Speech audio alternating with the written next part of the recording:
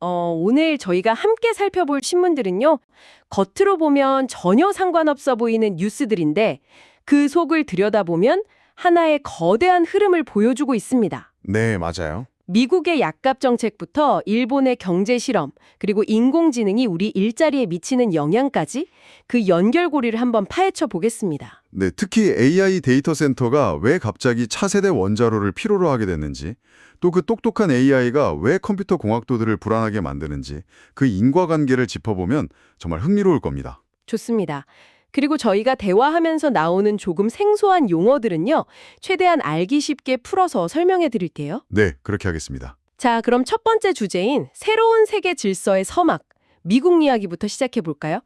트럼프 RX라는 사이트 때문에 약값 혁명이 일어나고 있다고요? 네, 그렇습니다. 위고비 같은 유명 비만 치료제 가격이 90% 가까이 떨어졌다는 건데 이게 도대체 어떻게 가능한 일인가요? 핵심에는 최혜국 대우, 영어로는 MFN이라고 하는 정책이 있습니다. 최혜국 대우요? 좀 어렵게 들리는데요? 네, 이름은 좀 거창한데 쉽게 풀면 이런 거예요. 트럼프 행정부가 대형 제약사들한테 당신들 약 다른 선진국에 제일 싸게 파는 가격 이상으로 미국에서 받지 마시오. 이렇게 협상을 한 거죠. 아, 일종의 가격 상한선을 정한 거군요. 다른 나라 기준으로요? 그리고 이 협상에 참여한 제약사들의 약을 트럼프 RX라는 사이트에 모아놓은 겁니다. 그럼 정부가 직접 약을 파는 건가요? 아니요, 그렇진 않아요. 정부 사이트는 일종의 허브 역할만 하고요. 허브 역할이요? 네, 제약사가 소비자한테 직접 판매하는 플랫폼으로 연결해주거나 예를 들면 이 쿠폰 가져가면 1,349달러짜리 위고비를 199달러에 살 수 있습니다. 하는 식의 할인 쿠폰을 발급해주는 거죠. 아하, 소비자는 그걸 받아서 약국에 가면 되는 거고요. 맞습니다. 노브노디스크나 화이자 같은 거대 기업들이 참여하면서 이런 파격적인 할인이 가능해진 겁니다. 와, 이건 단순히 미국 소비자들한테만 좋은 소식은 아닐 것 같은데요. 우리나라 제약 바이오 기업들한테는 상당한 충격이겠어요. 정확한 지적이세요. 자료에서도 바로 그 점을 우려하고 있거든요. 그렇죠. 이건 그냥 가격이나 문제가 아니에요. 전 세계 제약사들한테 미국 시장은 더 이상 고수익을 보장하는 곳이 아니다. 라는 아주 강력한 신호를 보내는 거거든요. 아, 게임의 룰 자체가 바뀌는 거군요. 네. 이렇게 되면 장기적으로 국내 바이오 기업들이 개발한 신약의 가치를 제대로 평가받기 힘들어지거나 기술 수출 계약 규모 자체가 줄어들 수 있다는 거죠. 그런가 하면 경제 쪽에서는 더 이해하기 힘든 주장이 나왔어요. 미 연준 의장 후보로도 거론된다는 케빈 워시라는 인물이 양적 긴축을 하면 오히려 금리를 내릴 수 있다고요. 네, 그 부분이 지금 경제학자들 사이에서 아주 뜨거운 논쟁거리입니다. 잠깐만요. 양적 긴축은 시중에 풀린 돈을 걷어들이는 거니까 당연히 금리가 올라가야 하는 거 아닌가요? 이건 상식하고 완전히 반대되는 얘기 같은데요? 맞아요. 보통은 그렇게 생각하죠. 양적 긴축, 즉 중앙은행이 가진 국채 같은 자산을 팔아서 돈을 회수하는 정책은 금리 인상 요인이잖아요. 네, 당연히 그렇죠. 그런데 워시의 주장은 이렇습니다. 연준이 자산을 줄이면 시장의 국채 같은 안전자산 공급이 줄어들게 되겠죠.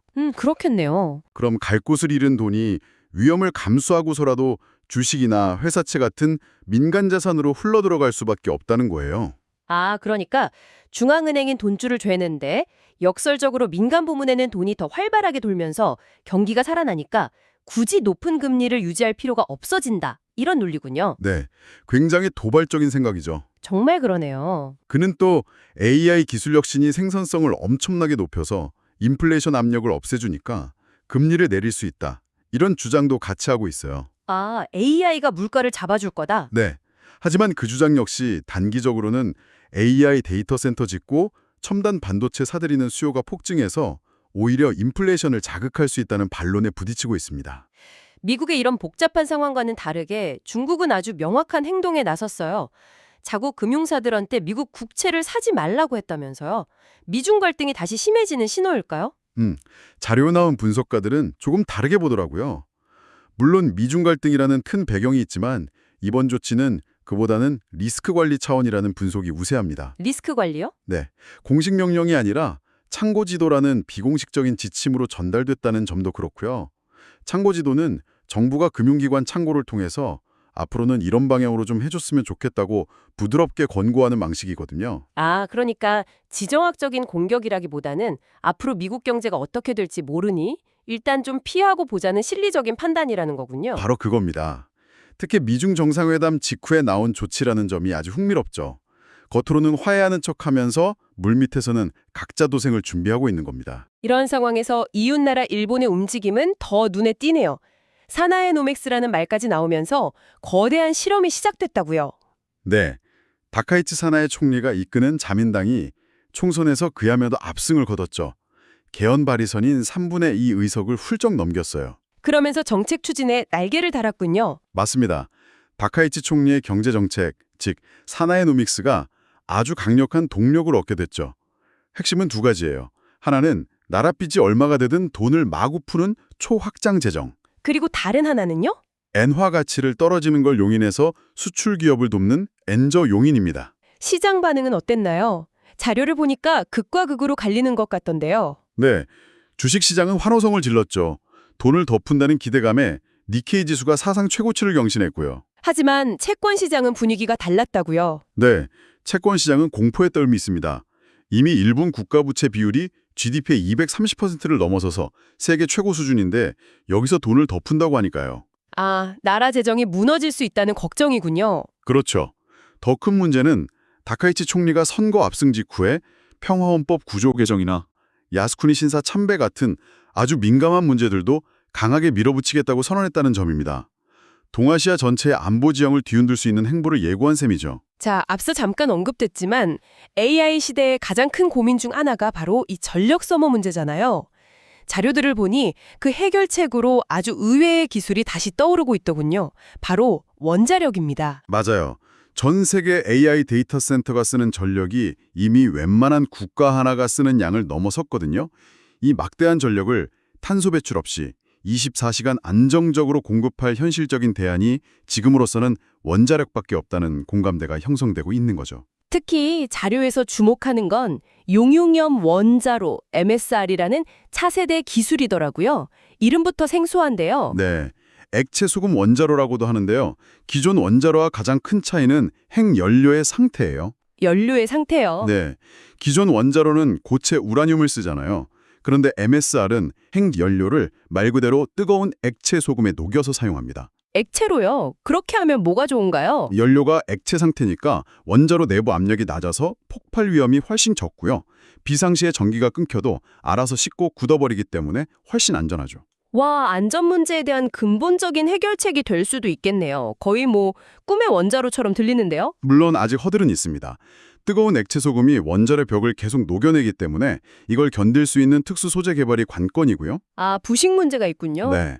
하지만 미국 텍사스 ACU 대학의 러스티 토월 교수 같은 전문가들은 원전 건설과 운영에 강점이 있는 한국에게 이 MSR 기술이 새로운 기회가 될 수 있다고 분석하고 있습니다. AI의 에너지 문제를 봤으니 이제 AI의 두뇌, 즉 반도체 이야기로 넘어가 보죠. 이쪽 자료도 정말 흥미로웠어요. 메모리 월이라는 한계를 넘기기 위해 반도체들이 아파트처럼 합쳐지고 있다고요? 네, 메모리 월. 말 그대로 메모리의 벽이라는 표현이 현재 AI 반도체 기술이 직면한 상황을 아주 잘 보여줍니다. 그게 어떤 상황이죠? AI 연산을 처리하는 두뇌, 그러니까 GPU는 엄청나게 빨라졌는데 정작 필요한 데이터를 저장하고 가져다주는 메모리 반도체의 속도가 그걸 못 따라가는 병목 현상을 말하는 거죠. 아, 아무리 천재라도 책상 위에 책이 없으면 아무것도 못하는 것과 같군요. 그래서 나온 아이디어가 아예 창고를 통째로 뜯어서 공장 바로 옆으로 옮겨버리는 거예요. 창고를요? 네, 그런데 그냥 옮긴 게 아니라 단층 창고를 허물고 그 자리에 수십 층짜리 아파트를 지어서 부품을 수직으로 빽빽하게 쌓아 올린 거죠. 이게 바로 고대 역폭 메모리, HBM입니다. 그래서 아파트처럼 합쳐진다는 표현을 썼군요. 그럼 각 층은 어떻게 연결하나요? 좋은 질문입니다. 그 아파트 각 층을 수직으로 관통하는 초고속 엘리베이터를 설치하는데요. 이게 바로 실리콘 관통 전극 TSV라는 기술입니다. 하지만 여기서 끝이 아니에요. 자료에서 정말 중요하게 다루는 건 이렇게 만든 HBM 아파트와 GPU 공장을 하나의 거대한 단지처럼 아주 매끄럽게 연결하는 패키징 기술입니다. 이 분야의 절대 강자가 바로 대만 TSMC고요. 그렇다면 결국 메모리, 로직, 패키징 이 세 가지를 모두 잘해야 AI 반도체 전쟁에서 이길 수 있다는 거군요. 바로 그겁니다. 현재 이 세 가지를 모두 자기 힘으로 할 수 있는 회사는 삼성전자가 유일해요. 그래서 지금은 TSMC에 좀 뒤처져 있지만 장기적으로는 K반도체가 AI 시대의 최종 승자가 될 수 있다는 분석이 나오는 이유죠. 이런 눈부신 기술 발전의 이면에는 꼭 어두운 그림자가 따르는 것 같아요. 컴송합니다라는 신조어가 대학가에 퍼지고 있다는 기사는 정말 충격적이었습니다. 네, 컴퓨터 공학을 전공해서 죄송합니다의 줄임말이죠. 불과 몇 년 전까지만 해도 최고 인기학과였는데 말이죠. 맞아요. 코파일럿 같은 AI가 간단한 코딩을 해주고 오류를 잡아주면서 신입 개발자가 하던 일을 대체하기 시작한 거예요. 그러면서 컴퓨터공학과 졸업생들이 극심한 취업난에 시달리는 현실을 자조적으로 표현한 말입니다. 이게 그냥 학생들 사이의 농담이 아니라 실제 지표로도 확인이 된다고요? 네, 자료에 따르면 서울대 컴퓨터공학부 취업률이 불과 2년 사이에 11%포인트 넘게 급락했어요. 이건 정말 심각한 신호죠. 기술 발전 속도를 교육 시스템이 전혀 따라가지 못하고 있는 거네요. 그런 셈이죠.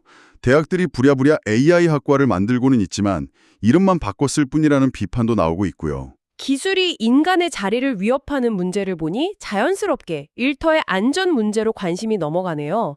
이번에는 독일의 산업안전 시스템을 다룬 기사가 아주 인상 깊었어요. 4개의 눈 원칙이라는 게 있다고요. 네, 4아이즈 원칙이라고 부르는데요. 문자 그대로 눈 4개로 확인한다는 뜻입니다. 위험한 작업을 할 때 절대 한 사람이 모든 걸 결정하고 실행하지 못하게 막는 시스템이죠. 그러니까 한 사람의 실수나 오판이 사고로 이어질 가능성을 원천적으로 차단하는 거군요. 맞습니다. 예를 들어 어떤 작업의 위험성을 평가하는데 최소 2명이 참여해서 교차 확인하고요. 그 작업을 최종 허가하는데 또 다른 2명의 서명을 받아야 하는 식이에요. 사고가 난 후에도 이 원칙이 적용되나요? 만약 사고가 나면 사업주뿐 아니라 그 노동자를 진료한 산재 전담 의사도 동시에 정부에 신고할 의무가 있어요. 신고 창구가 이중으로 되어 있으니 회사가 사고를 숨기거나 축소하는 게 거의 불가능한 구조죠.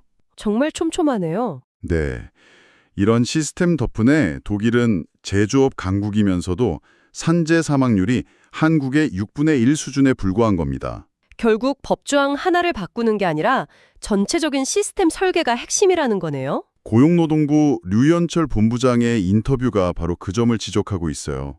산재 예방이 성공하려면 보험, 의료, 행정, 노사관계라는 4개의 축이 함께 움직여야 한다고 강조하거든요. 이런 구조적인 문제와는 별개로 당장의 생존을 걱정하는 분들의 이야기도 있었죠. 자영업자나 배송기사들처럼요. 네, 서울시가 소상공인을 위해 2.8조 원 규모의 금융지원책을 내놨다는 소식이 있었고요. 고금리 대출을 저금리로 바꿔주는 대환대출 같은 것들이 포함되어 있습니다. 배송기사들 이야기는 좀 복잡하던데요. 맞아요. 새벽 배송 기사들의 근무 시간을 주 46시간으로 제한하는 사회적 합의가 이루어졌는데 과로를 막자는 좋은 취지잖아요. 네, 그렇죠. 그런데 정작 당사자인 일부 기사들과 업계에서는 소득이 줄어든다면서 일할 자유를 달라고 반발하는 목소리도 나오고 있죠. 안전과 생계라는 두 가치가 충돌하는 딜레마를 보여주는 사례입니다. 오늘 정말 많은 이야기를 나눴네요. 세계 경제의 거대한 흐름부터 AI 기술의 명암, 그리고 우리 일터의 문제까지. 결국 하나의 키워드로 모이는 것 같아요. 맞아요. 바로 시스템이죠. 한 국가의 경제정책이라는 거대한 시스템부터 반도체 칩 내부의 미세한 시스템, 그리고 한 사람의 생명을 지키는 산업안전 시스템까지 그 시스템이 어떻게 설계되느냐에 따라 우리의 삶이 완전히 달라질 수 있다는 걸 오늘 자료들이 보여주는 것 같습니다. 마지막으로 여러분께 생각해 볼 만한 질문을 하나 던지면서 마무리할까 합니다. 한 자료에서 묘사하는 미래 공장의 모습이 아주 인상적이었어요. 인간과 기계, AI가 함께 일하는 공간인데요. 네. 위험하고 반복적인 일은 로봇이 하고 사람은 전체 공정을 개선하는 창의적인 역할을 맡는다는 거죠. 이처럼 AI와 자동화가 우리 삶 곳곳으로 스며들 때 기계는 절대 대체할 수 없는 오히려 그 가치가 더욱 커지는 인간 고유의 역량은 과연 무엇일까요? 기술과 공존하며 살아가기 위해 여러분은 그리고 우리는 지금 무엇에 집중해야 할까요?